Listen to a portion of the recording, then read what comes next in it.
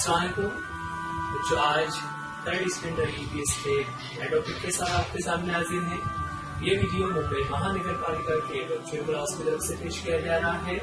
میں Ansari Rashid Akhtar, third standard EVS کے نئے ویڈیو کے ساتھ۔ چلیے شروعات کرتے ہیں آج کے ہمارے topic.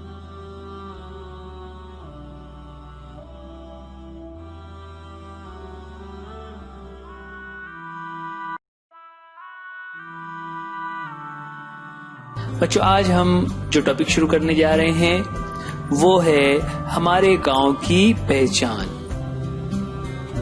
Getting to know the place we live in. بچوں، ہم جس جگہ پر بھی رہتے ہیں اس جگہ کی اپنی ایک پہچان ہوتی ہے۔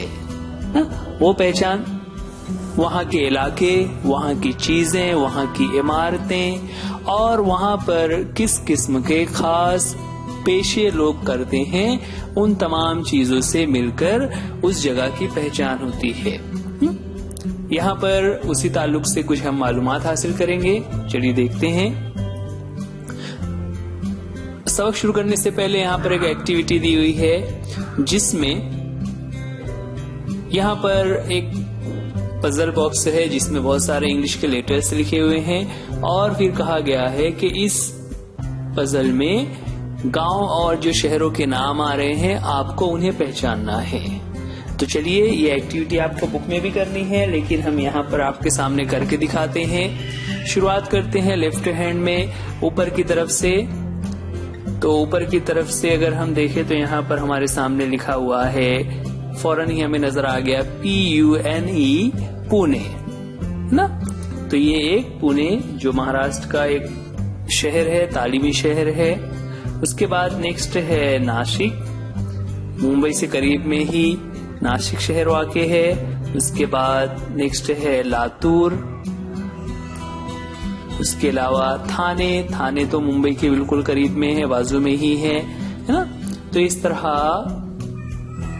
الگ الگ جگہوں کے نام، یہاں پر ایک اور جگہ کا نام آ گیا واشم ممبئی میں ہی ہے نا۔ اس کے علاوہ یہاں پر سندھو درگ اس طرح سے لکھا ہوا ہے، اوپر سے نیچے سندھو اور نیچے درگ لکھا ہوا ہے۔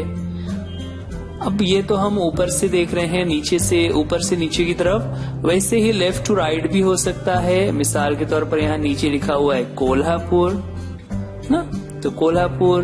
اس کے علاوہ یہاں پر لکھا ہوا ہے ستارا۔ تو یہ الگ الگ شہروں اور گاؤں کے نام ہیں۔ اس کے علاوہ اور بھی اس میں کچھ نام ہو سکتے ہیں۔ اردو کی بک میں بھی بنا ہوا ہے جہاں پر اردو کے حروف استعمال کیے ہوئے ہیں۔ یہاں پر ہم نے انگلش کا لیا تاکہ ہمارے ایسے اسکول جو سیمی انگلش ہو گئے ہیں ان کے لیے اور اردو والوں دونوں کے لیے ہم اس ایکٹیویٹی کو کر سکیں۔ چلیے آگے بڑھتے ہیں۔ یہاں پر یہ جو الگ الگ شہر ہیں وہ اپنے آپ میں کچھ خاص مقبولیت رکھتے ہیں، ان کے اندر کچھ خاص باتیں ہیں۔ جب آپ ان شہروں کے بارے میں معلوم کرنا چاہیں گے، کسی سے پوچھیں گے، تو پھر آپ کو معلوم پڑے گا کہ یہ شہر کس طرح سے ایک دوسرے سے مختلف ہیں۔ چلیے شروعات کرتے ہیں ہمارے سبق کی۔ ہمارے سبق میں اگلا ٹاپک ہے کہ گاؤں کیسے بنتا ہے نا۔ ہمارے سبق کا نام ہے کہ ہمارے گاؤں کی پہچان۔ تو اس سے پہلے یہ لفظ آ جاتا ہے کہ گاؤں کیسے بنتا ہے۔ تو بچوں، گاؤں کیسے بنتا ہے، کبھی آپ نے اس بات پر غور کیا؟ جب ہم کہتے ہیں گاؤں تو ہمارے ذہن میں ایک ایسی تصویر آ جاتی ہے کہ جہاں پر کچھ چھوٹے چھوٹے گھر ہوں گے، بہت سارے پیڑ پودے ہوں گے، کھیت ہوں گے، اس کے علاوہ پہاڑ بھی دکھائی دے رہا ہوگا، کسی گاؤں میں ندیاں بھی ہو سکتی ہیں، ہے نا۔ عام طور سے گاؤں کی بات آتی ہے تو ہمیں یہی چیزیں، اس کے علاوہ گاؤں میں جو چیزیں لوگ استعمال کرتے ہیں، جس سے لوگوں کے پاس جانور ہوتے ہیں، بیل گاڑیاں ہوتی ہے، ہل ہوتے ہیں وغیرہ، تو یہ تمام چیزیں گاؤں سے جڑی ہوئی ہے۔ اب یہاں پر یاد رکھنے کی بات یا سوال یہ ہے کہ آخر یہ گاؤں بنتے کیسے ہیں۔ تو بچوں، آپ کو یہ بات یاد رکھنی ہے کہ جب انسان نے کھیتی باڑی سیکھی، اس سے بہت پہلے انسان کھانا بدوشی کی زندگی گزارتا تھا۔ کھانا بدوشی کا مطلب کیا ہوتا ہے کہ انسان پہلے گھر بنا کر نہیں رہتا تھا، بلکہ وہ جنگلوں میں ادھر ادھر بھٹکتا پھرتا تھا۔ ان کے پاس اپنا کوئی گھر یا مکان نہیں ہوتا تھا جہاں پر وہ رہتے ہوں، تو پھر وہ لوگ زندگی کیسے گزارتے تھے؟ تو وہ اپنی زندگی گزارنے کے لیے جانوروں کا شکار کرتے تھے، یا پھر درختوں پر لگے ہوئے پھل یا زمین میں پائی جانے والی جڑیں، دوسرے جانوروں کو دیکھ کر وہ یہ سمجھ جاتے تھے کہ کون سی چیزیں ہمارے لیے فائدے مند ہے اور ہم کھا سکتے ہیں، اور اس طرح انسان شکار کر کے اور نباتات پر منحصر اپنی زندگی کو گزار رہا تھا۔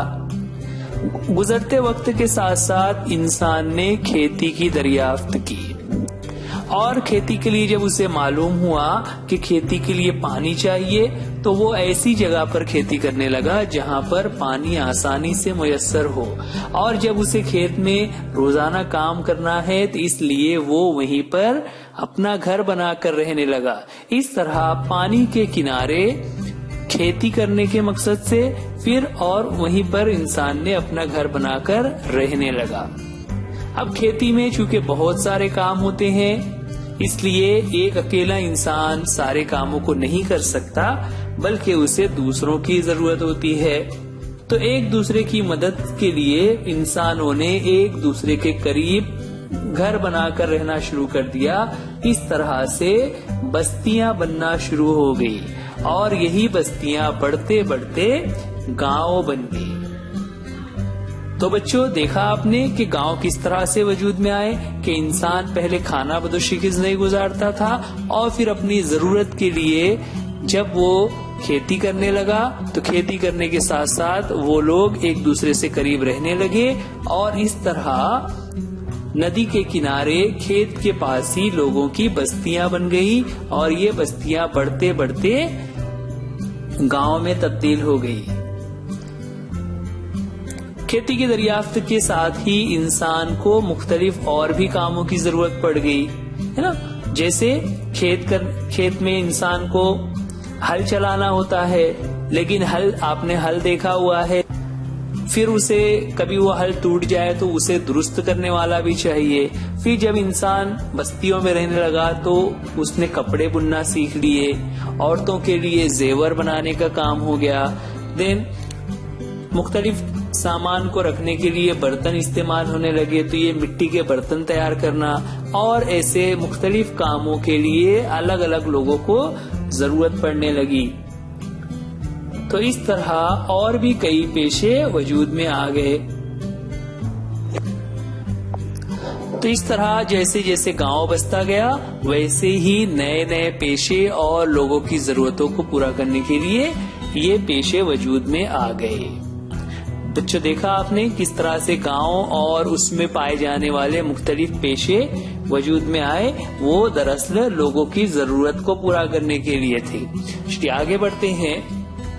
بچوں، آپ کے جس گاؤں میں آپ رہتے ہیں، جس شہر میں آپ رہتے ہیں، وہاں پر اس شہر میں یا اس گاؤں میں کوئی تو ایسی تاریخی چیزیں یا عمارتیں ہوں گی، چاہے وہ کوئی مندر ہو، مسجد ہو، کوئی عبادت گاہ ہو، کوئی غار ہو، قلعے ہو، یا کوئی میوزیم بھی ہو سکتا ہے نا؟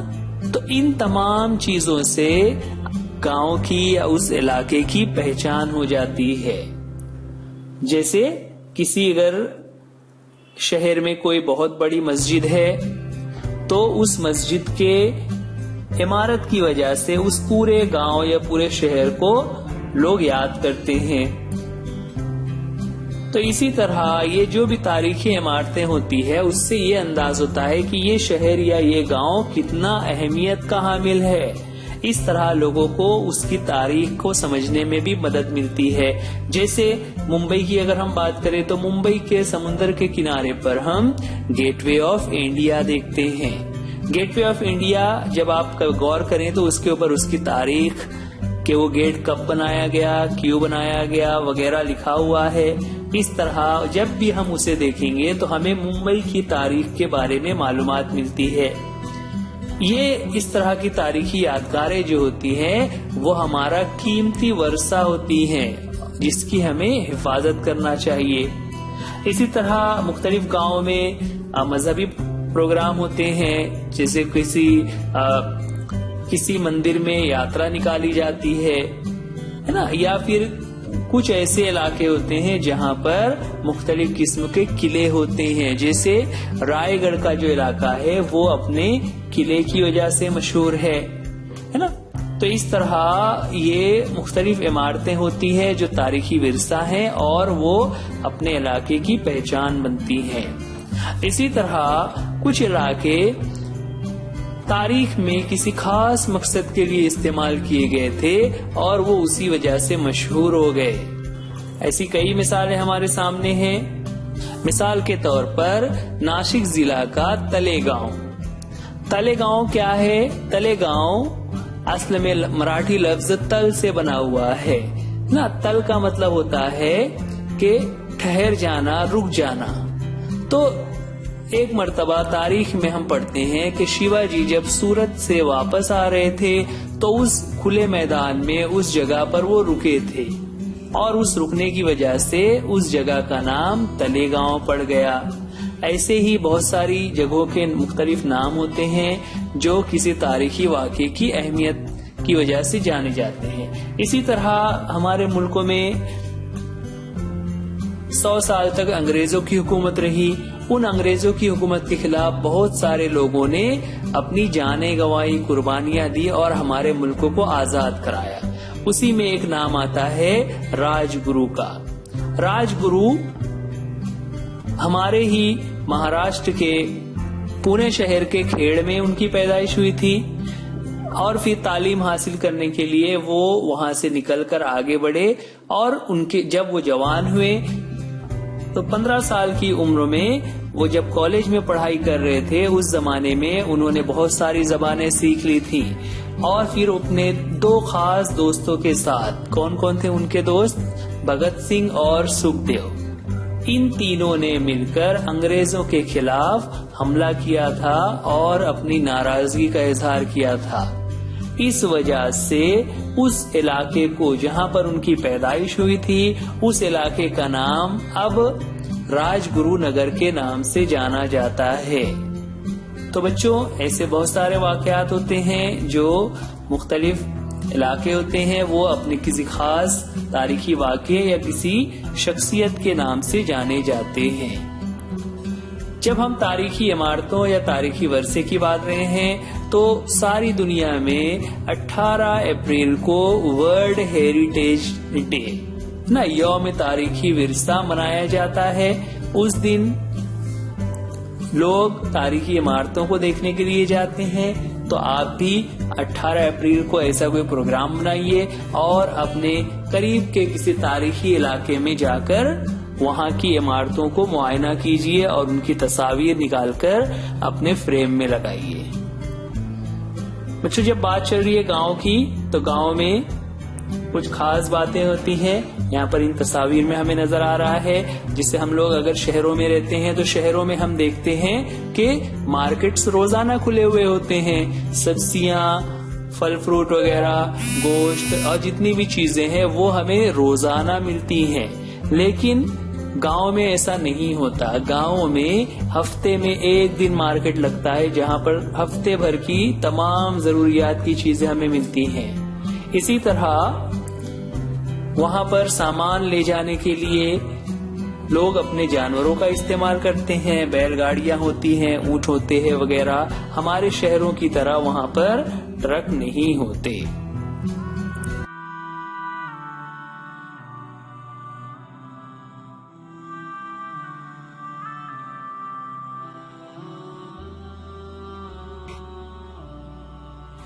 तो बच्चों, आज के लिए इस वीडियो में इतना ही। उम्मीद करते हैं ये वीडियो आपको जरूर पसंद आया होगा। वीडियो को लाइक कीजिए, सब्सक्राइब कीजिए और अगर कोई प्रॉब्लम हो तो आप हमें कमेंट्स में जरूर बताएं। वीडियो देखने के लिए थैंक यू। Allah Hafiz.